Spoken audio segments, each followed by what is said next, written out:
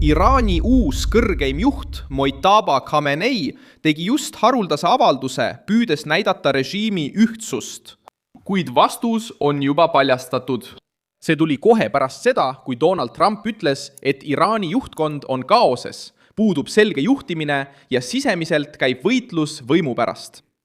Sellel reedel, 24. aprillil 2026, kõlas Teheranist tulnud sõnum vähem jõudemonstratsioonina ja rohkem kui kiire katse kustutada tulekahju, mis on juba kontrolli alt väljunud. Trump väitis, et Iraan on sisemiselt lõhestunud. Tema sõnul kaklevad Iraani juhid omavahel nagu kass ja koer, et selgitada välja, kes tegelikult režiimi juhib. Ma räägin sulle sellest kohe kõigest, aga praegu tahad sa kindlasti olla kanali tellija, et olla hästi informeeritud. Reaalajas info parima ajakirjandusliku kvaliteediga kohe tulemas.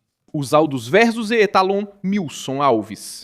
Iraani uus kõrgeim juht reageeris haruldase avaliku avaldusega, mis anti välja ametliku teadaandena ja mida kajastas Iraani riigimeedia, püüdes eitada Donald Trumpi tõlgendust režiimi juhtkonnas valitsevast kaosest.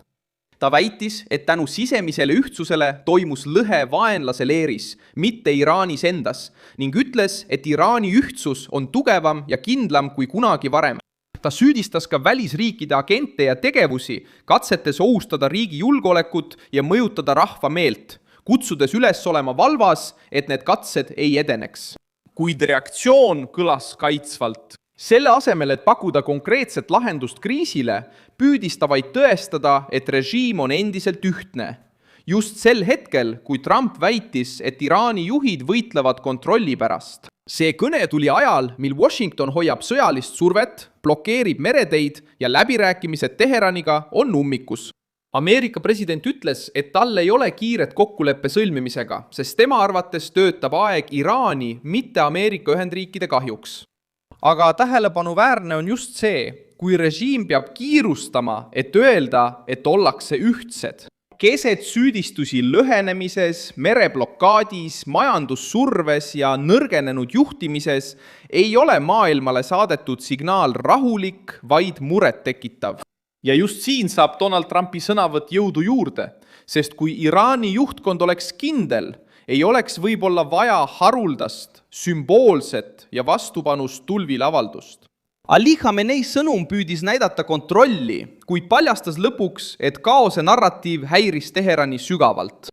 Vastus tuli nõrgana, sest see ei toonud konkreetset lahendust, ei teatanud sõjalisest edasiminekust, ei näidanud sõlmitud kokkulepet ega pakkunud majanduslikku väljapääsu. Ta palus vaid ühtsust, kriis levib mitmel rindel. Merel ütles Ameerika Ühendriikide kaitseminister Pete Hegseth, et USA blokaad Iraani vastu muutub ülemaailmseks. Ta ütles, et keegi ei lahku Hormusi väinast, ükskõik kuhu maailma, ilma Ameerika Ühendriikide mereväe loata. Avaldus näitab, et Washington ei avalda Teheranile survet ainult sõnadega. See takistab Iraani režiimiga seotud meretransporti ja suurendab iga kokkulepeta päeva hinda.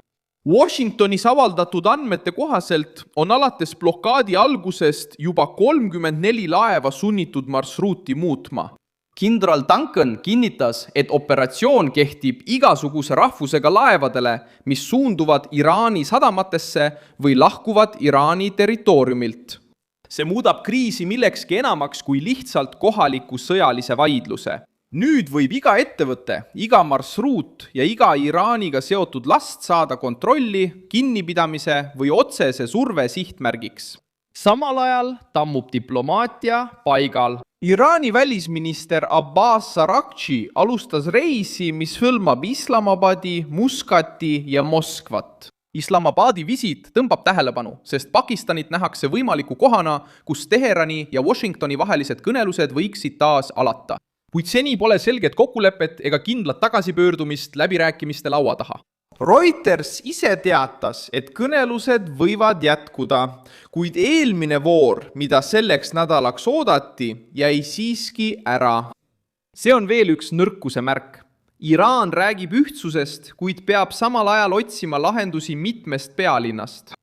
Käib Pakistanis, läbib Omaani, otsib tuge Moskvast ja püüab säilitada vastupanu kuvandit. aga samal ajal hoiavad Ameerika Ühendriigid blokaadi, kontrollivad sõjalist survet ja teevad selgeks, et nad ei nõustu kiirustades sõlmitud kokkuleppega ainult selleks, et päästa Teherani mainet. Teiselt poolt püüdis Khamenei avaldus kõnetada sisepublikut. Ta ütles, et ühtsust tuleb kaitsta ja et vaenulik meedia püüab mõjutada rahva mõtteviisi ja psühholoogiat. See lause paljastab poliitilise hirmu. Režiim teab, et infosõda on oluline, teab, et elanikkond tunneb blokaadi, ebastabiilsuse, usalduse languse ja majandusliku surve mõju.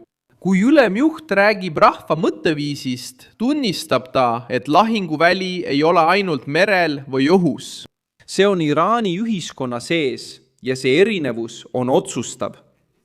Tugevad režiimid ei pea kordama, et nad on ühtsed. Survestatud režiimid teevad seda kogu aeg. Olukord muutub veelgi delikaatsemaks, sest Donald Trump sidus Iraani poliitilise kriisi ka režiimi infrastruktuuriga. Ta ütles, et Iraan võib kokku kukkuda, kui ta ei suuda naftat liikuma panna. Nafta on Teherani majanduslik elutähtis soon. Ilma ekspordi, ilma turvaliselt liikuvate laevade ja ilma tavapärases tempos laekuva tuluta kaotab režiim raha, kaotab läbirääkimisjõu ja kaotab võime toetada oma liitlasi. See on kõige tundlikum punkt. Iraan on alati kasutanud piirkondlikke võrgustikke, relvastatud rühmitusi ja kaudset survet, et oma jõudu näidata. Aga see struktuur sõltub rahast, logistikast ja juhtimisest. Kui juhtkond on lõhestunud ja majanduslik voog on peatunud, kaotab masin jõu. Ameerika Ühendriikide blokaad sihibki täpselt seda. Mitte ainult laevu, vaid ka režiimi võimet oma mõjuvõimu rahastada. Samas olukorras olid Iisrael ja Liibanon Trumpi sõnul veel 3 nädalat relvarahus. Ta ütles, et usub, et mõlema poole juhid võivad Washingtonis kohtuda. See samm avaldab survet ka Iraanile, sest Hezbollah Liibanonis on üks peamisi Iraani mõjuvahendeid piirkonnas.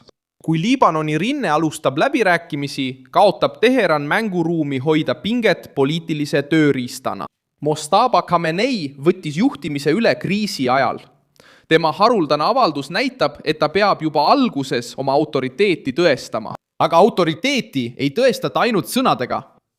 Kui režiim ei kontrolli merd, ei saa nafta liikumist käima, ei sõlmi kokkuleppeid ega näita selget sisemist juhtimist, muutub kõne lihtsalt katseks nägu säilitada. Iraani vastuse nõrkus seisneb just kontrastis. See ei tähenda, et Iraanil puuduks võime probleeme tekitada. Režiimil on endiselt liitlased, laevad, piirkondlik mõju ja võime tekitada ebastabiilsust teda toetavate terroristlike rühmituste kaudu. Aga küsimus on siin muus. Võime tüli tekitada ei ole sama, mis strateegiline kontroll. Donald Trump näitas, et Iraani juhtkonnas valitseb kaos. Ja Teherani kiirustamine selle kaose eitamisel andis süüdistusele veelgi rohkem kaalu. Pane sellele videole like Teli kanal ja vaata lõpus kommentaare, et olla veelgi rohkem seotud Milson Alvese kogukonnaga.